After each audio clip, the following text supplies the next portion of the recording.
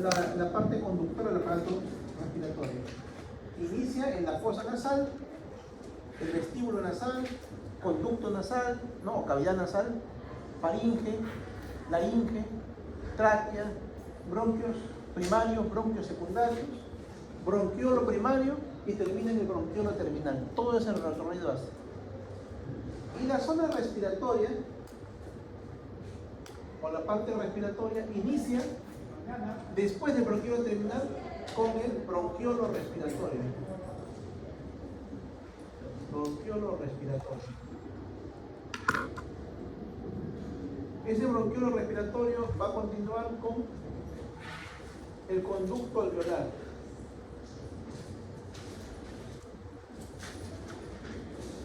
Luego el conducto alveolar va a ir a los sacos alveolares. Saco alveolar. Y finalmente la parte más distal, lo terminal, donde acaba el aparato respiratorio, es en el alveolo. En el alveolo respiratorio, ¿no? Bueno, alveolo pulmonar. Ese es el recorrido que tiene el aire, tanto de entrada como de salida. Ingresa por la fosa nasal, vestíbulo nasal, fosa nasal, faringe, laringe, tráquea, bronquios primarios, bronquios secundarios, bronquiolo primario, bronquiolo terminal. Ahí termina la parte conductora. Y luego viene la parte respiratoria, que es el bronquiolo respiratorio, que continúa con el conducto alveolar, el cual se continúa con el saco alveolar y finalmente el alveolo, ¿no? Que ya todos conocemos, un alveolo. ¿Qué hay en el alveolo? Y es lo que caracteriza esta zona respiratoria. En la zona respiratoria, lo que va a predominar en la parte interna de la vía es el epitelio simple plano. ¿Ya? El epitelio simple plano, que es, adelante, que es el neumocito tipo 1 y neumocito tipo 2.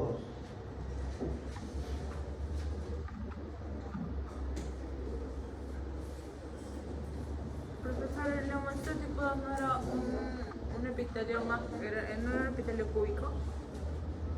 No, pero en conjunto se mira. Son unas células que son un poquito, que tienen el núcleo redondo, que hacen que la célula se eleve un poquito, ¿no? Dando el aspecto cúbico, pero en general se le llama epitelio plano, ¿ya? Entonces es un epitelio plano simple, donde las células más planas y largas y amplias son los neumocitos tipo 1. Neumocitos tipo 1. Y las células que son de núcleo redondo y que elevan un poco, como dice su compañera, da la impresión que fueran cúbicos, es el neumocito tipo 2. Pero en general se considera como epitelio plano simple todo. La célula puede variar, pero el tejido se considera epitelio plano simple, o simple plano. Entonces, en la parte distal del alveolo vamos a encontrar los neumocitos tipo 1, los neumocitos tipo 2, y hay una tercera célula. ¿Aquí me dice? Macrófago.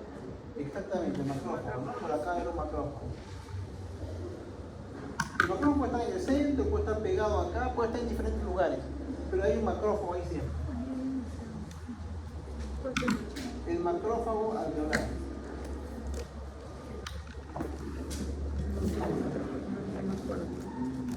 Así se lo mira en conjunto, todo completo, macrófago alveolar. Y el macrófago alveolar está ahí en la luz del alveolo y se encuentra de repente también en otro alveolo patrullando, porque estos alveolos tienen comunicación entre ellos. La idea es que este alveolo siempre esté su luz permeable, limpia, ¿no?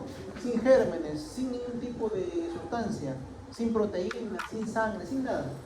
Si algo hubiera ahí, el macrófago se encarga de fagocitar y eliminar para que esto siempre esté limpio. ¿Por qué? Porque muy pegadito aquí se encuentra el capilar, ¿no? Hay un capilar que pasa por aquí, que tiene su célula endotelial. Entonces el intercambio gaseoso se va a dar acá. Solamente van a haber dos células.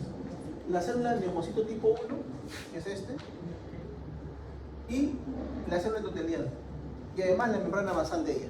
La membrana basal, para un lado está el neumocito tipo 1, para otro lado está el endotelio. Y en esa zona, ahí va a ocurrir el intercambio gaseoso. Acá pasan los glóbulos rojos.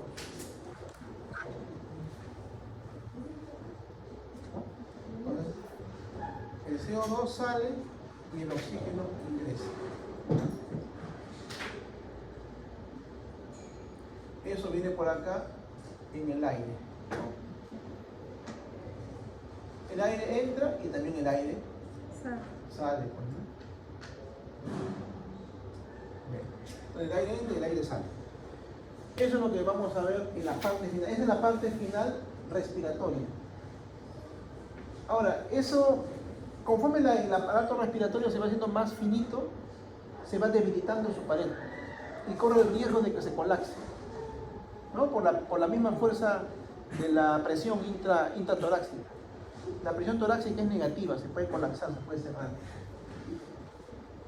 En la parte proximal no hay ese problema, porque en la parte proximal, ahí ven ustedes, en la parte de arriba, vamos a apagar la luz para que no se... En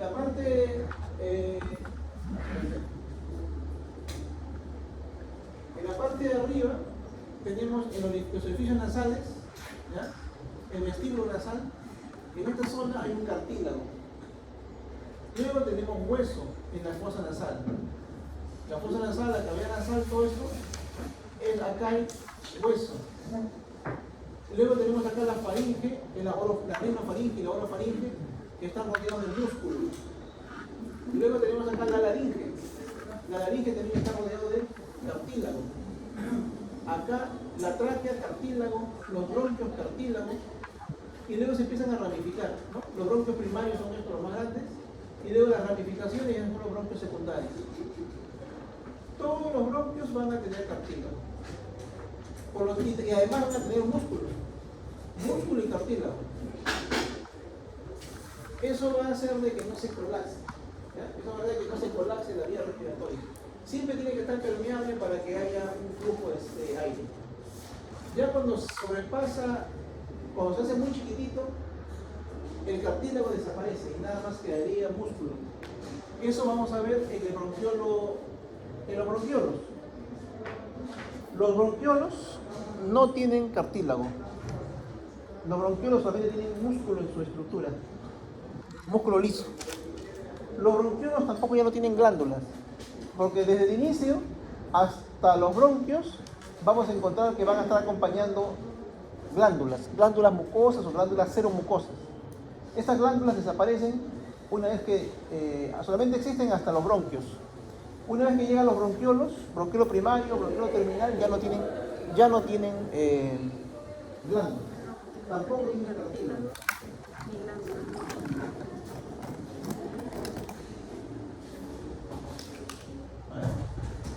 Entonces, todo eso es beneficioso para que no se obstruya, no se cierre nuestra vía respiratoria. ¿Qué sucede cuando ya vamos a la parte distal, a la parte respiratoria? Aquí, en los bronquiolos respiratorios, ¿qué es esto? Todavía hay un poquito de músculo. Pero una vez que llega a su conducto alveolar, al saco alveolar y a los mismos alveolos, ya no hay músculo. En su pared solamente hay colágeno. ¿Ya? Solamente hay tejido conectivo. Colágeno. Todo eso solamente va a haber aquí. Eso se puede colapsar porque es muy finito, es microscópico. Entonces, ¿qué hay? Existe el leucocito tipo 2 que se encarga de producir el surfactante para que esto no se colapse, ¿no? Se mantiene abierto, permeable. Y existen los macrófagos que lo mantienen limpio para que el aire ingrese y pueda haber intercambio gaseoso, ¿no? Tienen que esos dos mecanismos tienen que haber. Tanto el leucocito tipo 2 que lo mantiene permeable, como el macrófago que los mantiene limpios. Además del neumocito tipo 1 que permite el intercambio, ¿no? Ellas son las tres células cristales que existen en el sistema respiratorio. Ahora, así como va adelgazándose porque el cartílago se va adelgazando, el cartílago desaparece y nada más como músculo, el músculo desaparece y nada más hay colágeno, lo mismo pasa con el epitelio. Los epitelios van también a cambiar. Acá en la zona, en el inicio acá, en esta zona del vestíbulo nasal, de los orificios nasales, el epitelio es delicado plano, no queratinizado, como la piel. Semejante a la piel, como la piel es queratinizada.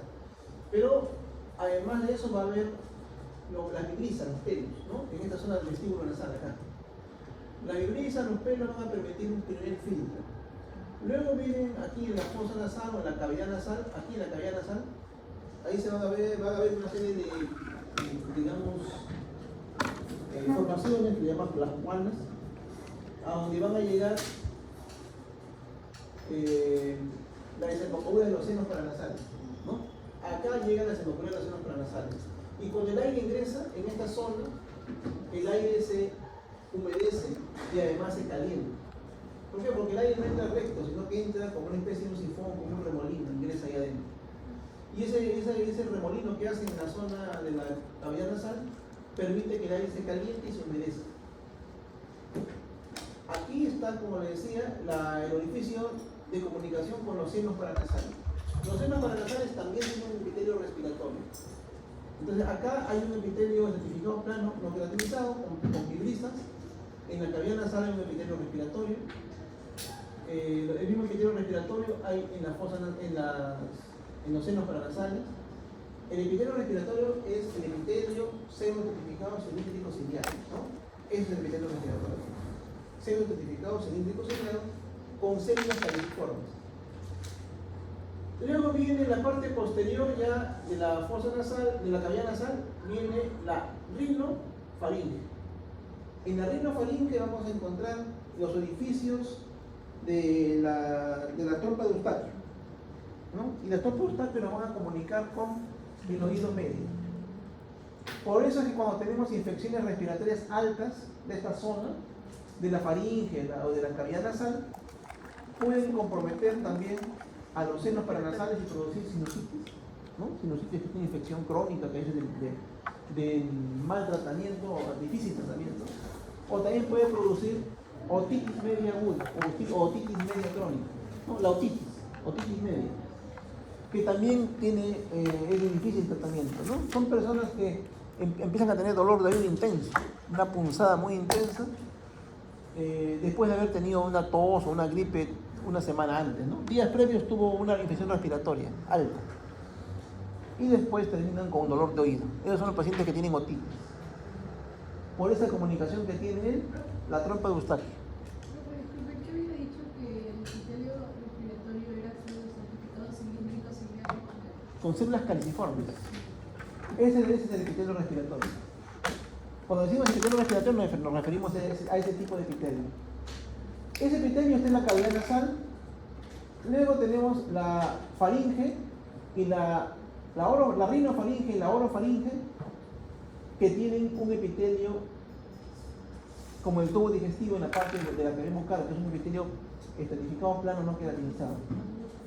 ¿Sí? Porque la cavidad bucal, acuérdense ustedes, la boca internamente tiene un epitelio escamoso, no queratinizado. Ese mismo epitelio está en la rinofaringe y en la orofaringe. Ese mismo epitelio está en la epiglotis. La mayor parte de la epiglotis tiene epitelio estratificado plano no queratinizado. La mayor parte de la epiglotis. La parte anterior de la epiglotis, esta zona de acá, ahí le ven la epiglotis, la cara anterior, se va hacia adelante, toda la cara anterior tiene epitelio estratificado plano no queratinizado. La cara posterior, esta que está por acá, por lo menos el 50% también tiene un epitelio estratificado plano no queratinizado. El otro 50% es epitelio respiratorio. ¿Ya? Entonces la epiglotis tiene dos epitelios. Tiene un epitelio estratificado plano no queratinizado, como el 70%, y el otro 30% es un epitelio respiratorio, o sea, pseudo estratificado cilíndrico ciliado. ¿Por qué tiene un epitelio? ¿Por qué tiene estos dos epitelios la epiglotis? Uno que es una continuidad de la cavidad bucal, pero funcionalmente, ¿por qué? ¿Cuál es la función de la epiglotis? La epiglotis es una estructura que está en movimiento, se abre y se cierra, siempre está abriendo y está cerrando. Inclusive cuando estamos hablando, se está abriendo y cerrando. Cuando pasamos los alimentos, la epiglotis se cierra. ¿Para qué? Para que el alimento vaya a la parte posterior, que es el esófago. Sea un líquido, sea un sólido, hasta sea la saliva, tiene que irse hacia atrás, hacia el esófago. Pero cuando respiramos o cuando hablamos, la epiglotis se abre para que el aire pueda entrar o pueda salir, ¿ya? Entonces, esa es la función principal. Entonces, esa epiglotis está sometida a un movimiento constante durante toda la vida y siempre está en contacto con el impacto con sustancias, con líquidos o con sólidos. Y un epitelio que soporta mejor los impactos es el epitelio escamoso, que es más grueso. Por eso que acá tiene un epitelio escamoso, estratificado plano no queratinizado, semejante al epitelio de la cavidad oral, semejante al epitelio del esófago. Es igualito. ¿Por qué? Porque esa zona está en constante impacto con los alimentos y es más resistente a eso. Los reflujos, ¿no? Cuando tenemos la vinagrera, los reflujos, la acidez, todo llega hasta por acá. Entonces ese epitelio resiste más. En cambio, el epitelio respiratorio, que solamente lo tiene en la parte, en un tercio, en la mitad de la cara posterior, no tiene ese impacto de los alimentos, solamente está en contacto con la vía respiratoria. Entonces, desde el tercio o de la mitad posterior de la epiglotis hacia adentro, continúa el epitelio respiratorio. La laringe tiene epitelio respiratorio, la tráquea tiene epitelio respiratorio, los bronquios primarios, que son los bronquios extrapulmonares, tienen epitelio respiratorio, los bronquios secundarios, que son todas estas ramificaciones, tienen epitelio respiratorio, ¿no? Y ahí termina el epitelio respiratorio. Los bronquiolos ya no tienen epitelio respiratorio. Los bronquiolos tienen un epitelio cilíndrico ciliado, ¿no? Ya no es pseudoestratificado, cilíndrico ciliado, es solamente cilíndrico ciliado. Los bronquiolos. Inclusive pueden tener zonas de epitelio cúbico. A nivel de los bronquiolos, conforme se va adelgazando el bronquiolo, porque la diferencia entre un bronquiolo primario y un bronquiolo terminal solamente es la luz, el tamaño. Uno es más grueso y el otro es más pequeñito, menos luz. Entonces, conforme se va adelgazando, el epitelio también se va adelgazando. Los bronquiolos pueden tener epitelio cilíndrico ciliado, pueden tener epitelio cilíndrico simple o pueden tener epitelio cúbico. Conforme van avanzando, se van adelgazando. Y en el bronquiolo terminal, hasta el bronquiolo terminal. Luego el bronquiolo respiratorio, que está acá, el bronquiolo respiratorio puede tener epitelio cilíndrico, puede tener epitelio plano o cúbico, ¿no? Pero lo que siempre tiene que tener, de aquí para acá, siempre va a ser epitelio plano. Siempre va a haber epitelio plano. El bronquiolo respiratorio siempre va a tener un epitelio plano. Combinado, claro, con epitelio cilíndrico o epitelio cúbico, pero va a haber plano siempre. Los alveolos y los sacos alveolares y los conductos alveolares también solamente tienen epitelio plano siempre. El único que tiene epitelio combinado entre plano y cúbico o cilíndrico es el bronquiolo respiratorio, que es donde inicia todo. El único que puede tener algo de músculo liso también es el bronquiolo respiratorio. Acá en el bronquiolo respiratorio podemos encontrar un poco de músculo liso. Luego en conducto alveolar, saco alveolar y alveolos ya no hay músculo liso, solamente hay colágeno, ¿no? Entonces ahí ven ustedes la diferencia. Profesor, entonces el conducto alveolar y saco alveolar solo vamos a encontrar el epitelio simple plano y el colágeno, nada más. Claro, el epitelio simple plano como la parte más interna y su pared de colágeno, nada más. En el bronquiolo respiratorio encontramos epitelio cilíndrico simple, epitelio cúbico simple y epitelio plano. Y su pared, aparte de colágeno, un poquito de músculo liso. Menos que en el bronquiolo terminal, pero todavía tiene músculo liso, ¿no?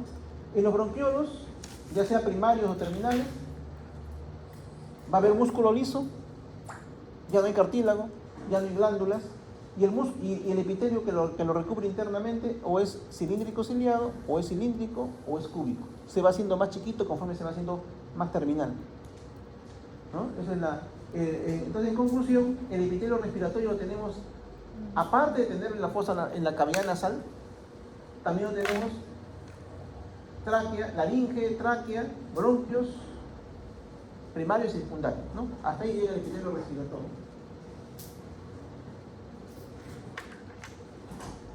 Javier Nazar Larigi, ¿qué más dijo?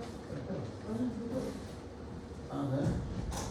Larigi, Bien, entonces eso es lo que queríamos decirle en relación al aparato respiratorio, la parte conductora y la parte respiratoria. ¿Cómo este aparato respiratorio, para algo tan simple que parece que es que pasa el aire, tiene todos esos mecanismos, ¿no? Se va engasando de algo macroscópico a algo microscópico. Se va protegiendo para que no ingresen partículas muy pequeñas o partículas extrañas aquí adentro, ¿no? La idea es que al final al alveolo llegue el aire puro, limpio, sin sustancias tóxicas, sin hongos, sin bacterias. Y si llega algo, el macrófago alveolar está listo para fagocitarlo.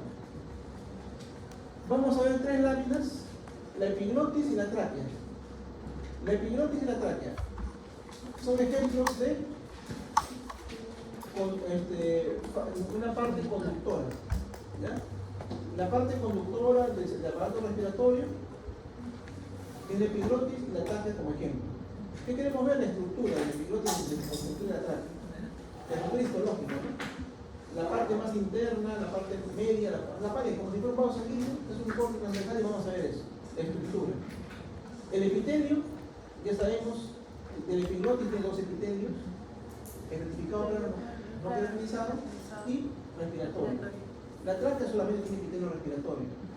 La epiglotis tiene cartílago, la tráquea también, pero la epiglotis tiene un cartílago elástico y la tráquea tiene un epitelio, un cartílago hialino, ¿no?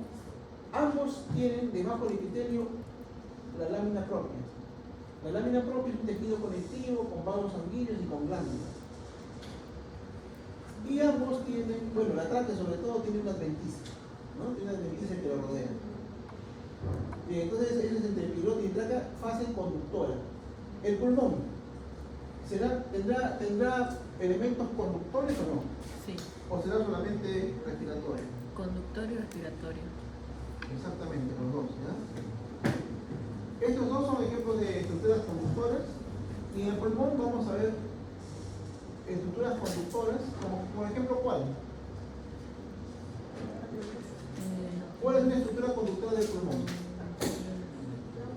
Bronquiolos. Bronquiolo. ¿Pero qué bronquiolo? Si me dice bronquiolo seca, está incompleto eso. Bronquiolo.